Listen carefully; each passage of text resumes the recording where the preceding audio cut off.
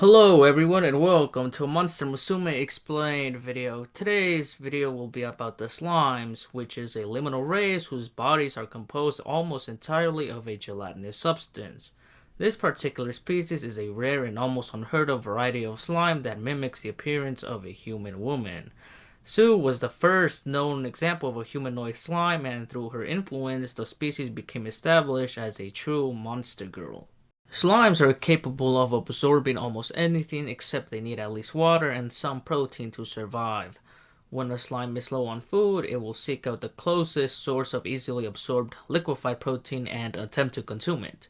They are simple-natured, and if fed frequently, they seem to become attached to the feeder. They also become somewhat more intelligent over time as they gain experience. Slimes do not normally feel sexual desire, but when they bond to a male partner, they may seek sexual intercourse. Slimes are able to grow in size when absorbing water, mainly through their hair-shaped tentacles or by drinking it, even growing to gigantic kaiju size. But if a slime falls into a body of water, it will dilute the slime, which greatly weakens it. It is implied that exposure to large bodies of water like lakes or rivers could be fatal or at the very least be dangerous to the slime. Some slimes can avoid this weakness by turning their bodies into a gel-like form that keeps them from getting diluted. Slimes have very sticky skin, which could be a membrane that holds their bodily liquid. This makes it difficult to wear clothing other than raincoat and rain boots. This skin can melt if exposed to outside water like rain. On the other hand, too much dryness will shrink them down and starve them of moisture. Their semi-liquid bodies are also vulnerable to freezing temperatures, though it is unknown if the cold can do more harm than just rendering them immobile. Slimes have no solid organs, meaning they can survive a stabbing or blunt force without being harmed at all. Their bodies can shapeshift, reform, and repair any damage. It's possible that slimes are immortal or at least unkillable through normal means. While slimes have various weaknesses, one thing they all share is a malleable circular core hidden with their gelatinous bodies.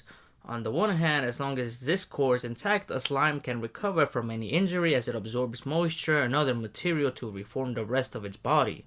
However, if the core is somehow removed, then the rest of the body will rapidly collapse, and the core itself is essentially helpless, and if destroyed, presumably will kill the slime. To protect it, the core is normally camouflaged within the slime and difficult/impossible to see without removing a lot of the slime's mass first. The process in which slimes eat is known as phagocytosis, where one cellular object will consume another cellular object by enveloping it within its body and digesting it. Experienced humanoid slimes can copy the appearance of anything provided they have enough body mass for it. They even appear to be able to change their permeability and copy the texture and rigidness of organic and non-organic things. However, a hard enough impact will cause them to revert, and transforming repeatedly will exhaust them. They also do not necessarily gain the special abilities of what they copy. However, they can copy voices. By touching people with their forehead tentacles, slimes can read their thoughts and feelings. However, it takes the intelligence of an experienced humanoid slime to understand complex things they may read in a mind.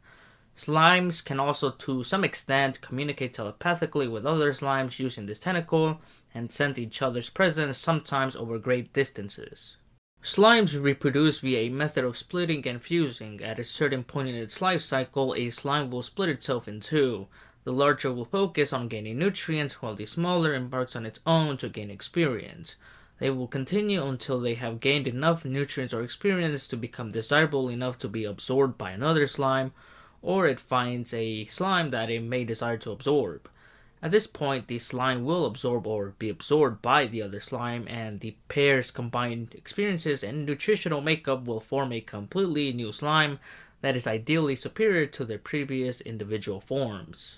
This newly formed slime will then embark to live its life until eventually opting to split parts of its mass to form more new slimes, which will embark on their own to gain nutrients and experience, thus repeating the cycle. It is assumed that this cycle of splitting and fusing repeats several times throughout a slime's lifetime. Slimes can also shoot pressurized water from their fingertips and mouth in a Godzilla-like style beam.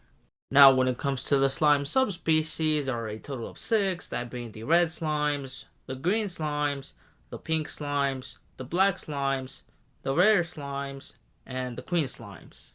Red slimes are a red subspecies of slime. Compared to normal slimes, red slimes are more acidic and volatile, and their bodies contain more digestive juices. They are smaller than standard slimes and have more aggressive personalities and are known for their accurate behavior and remarks. It is believed that they develop acidic bodies capable of digesting just about anything to adapt to life in environments with little edible matter, such as deserts.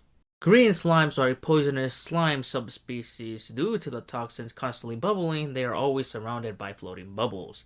It is believed that they are poisonous because they live in forests with many poisonous animals and plants. They subconsciously sprinkle their conversations with venomous remarks. Perhaps due to the water-soluble poison in their bodies, they have trouble holding their form and are incapable of maintaining a complete human form. Pink slimes are a rare slime subspecies that lives in flower fields. They consume nectar and soft flower buds, making them give off a sweet nectar-like scent. It is unknown what they do when flowers are not blooming. They are able to acquire nutrients effortlessly and have very upbeat and optimistic personalities. Their diet of flowers, which plants use to create offspring, makes their own thinking lewd as well, and they are thus in heat all year round. Black slimes are slimes that have turned black because their homes are polluted by toxic waste. It is impossible to determine their original color. Though they often make dark and satirical comments on society, they are not careful with their word choices and don't generally understand what they are saying. They are extremely violent and hostile towards humans. Rare slimes are a rare subspecies of slime that notably lacks the proboscides that other slimes have. They are otherwise very similar in appearance to the pink slime species. Queen slimes are slimes that have a higher intellect than most slime species. Whether this is due to their age, amount of experiences, or their environment is unknown. While possessing a higher intellect than most slimes, whose intellect generally measure around that of a human child, queen slimes rarely possess a higher intellect than that of a human adult. And that will conclude this video. Thank you so much for watching. Like, share, and subscribe if you enjoyed the video, and I will see you in the next one.